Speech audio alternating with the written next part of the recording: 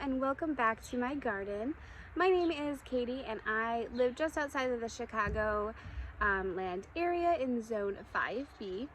Today we are working on the front yard. I have neglected the front yard because I spend most of my time in the backyard. How many of you guys do that, where you will plant beautiful things in the backyard because that's where you spend most of your time, and then you go out in front and it's kind of bare? There's like no color.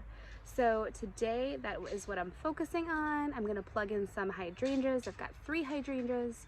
2 of them are the originals. I forget what the brand is. I'll have to show you guys in the video.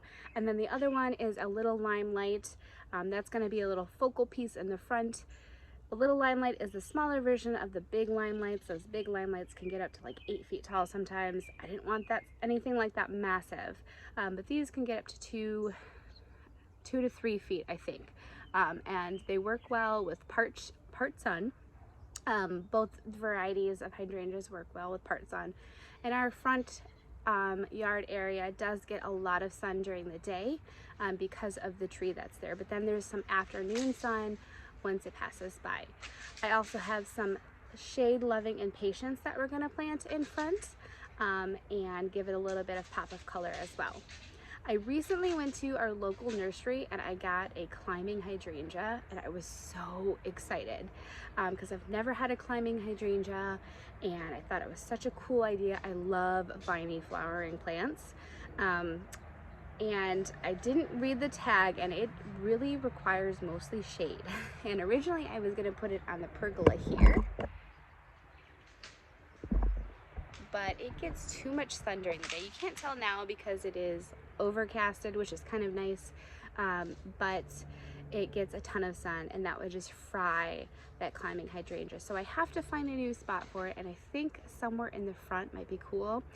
But the kicker, it can be 50 feet long. It can grow up to 50 feet long, and that's just really big. And I've seen some pictures online because I thought maybe I'll create a pergola above the garage and vine it up that way, and it does look a little bulky. So I'm not really sure if we're going to commit to that.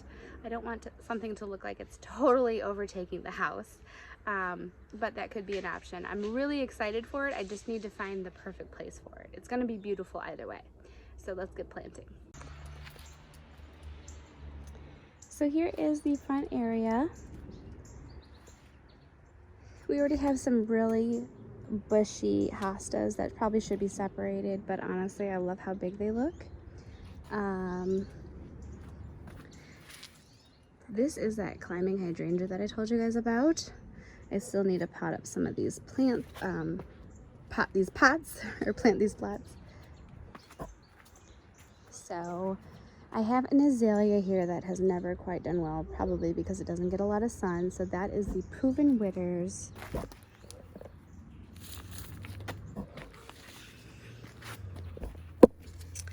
Here we are. Oh, it's the Bobo. Whoopsies. Well, let's see what we got here. Part shade. So the size, 2.5 to 3 feet tall. That's still a pretty good size. You know what? We'll take it. I thought it was the Little Limelight, but I must have grabbed the wrong one. That's fine. So these like sun and part shade. This is a part shade area, but for the most part, hydrangeas have done really well in this area. I don't know why I've ever taken them out to begin with. Okay, and so here is the other hydrangeas that we're putting in. It's the Endless Summer, the original, and the summer, the original. So I'm excited for these. These are so pretty. One is going to go here where that azalea is going to take out, and then one's going to fill in that space there. So I'm hoping to plug in some shrubs with some flowers, and it's going to look gorgeous. And then this is kind of the front view of where those hydrangeas are going to go. This one's going to go there. I have a hydrangea over there, some stuff over there that's going to come in and bloom. There's also a limelight up here. Can't really see it well. And then there's this guy. This is a climbing rose. This was here when we moved in, so I don't know what kind it is, but I have tried to take it out 3 times now. And I'll take out the rose bush, and then maybe I'll put the rose bush somewhere else, or I'll just try to rip it out entirely, and every time it comes back.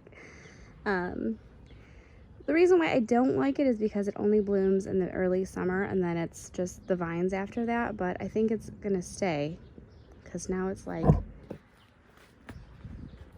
it's bigger than ever. So maybe I'll have to create some big old trellis here for it. They're gorgeous blooms. They're like these reddish pink, gorgeous blooms. So I can't wait to show you guys that when it blooms, but you know, when I took it out the first time, so I have to show you if we come over here, I put it in here. So I basically created new ones on accident, not on purpose. So this is a climber here, and this one got really tall. And then the third one is actually in the back over here by that pergola. So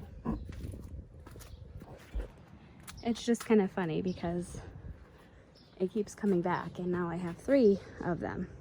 And again, they're beautiful, but they just don't bloom all year. But I do love viney flowering shrubs or plants, so we'll just keep it. This was the space I was considering putting that climbing hydrangea. Let me move it back a little bit. I have always wanted to have a climber above the garage here. And originally when I bought the David Austin rose bush, the one that I bought with a climbing hydrangea, I was gonna put it there. But then the climbing hydrangea needs like very little sun, and I can't figure out where to put it. So maybe we'll attempt to vine it up here and across. I just don't want it to get too bulky.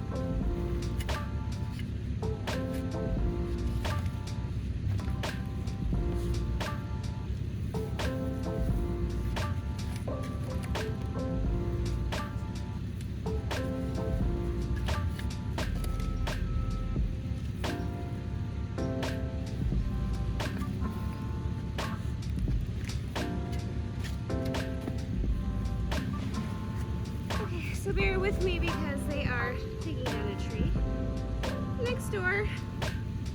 There's a big root there. I bet you it's the rose tree. The climbing rose bush.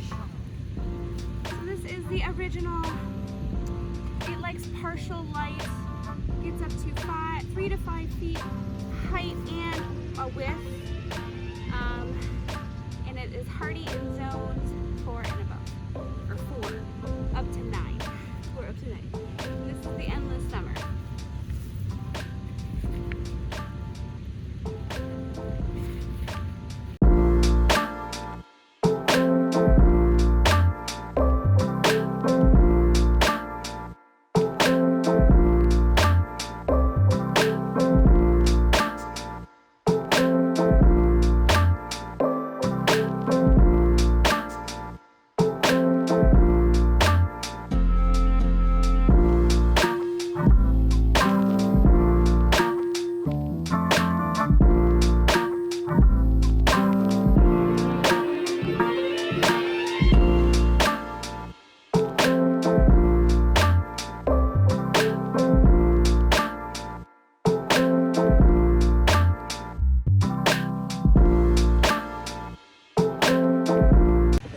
Okay, so I managed to get a brief second before these guys continue to cut down the tree to show you. I have some shade-loving impatiens that I'm going to be putting in all along here, and then there's some over here as well. So we're gonna plug those in, give them a good water, a good fertilization, and hopefully they bloom up really nice to come in front of these hydrangeas.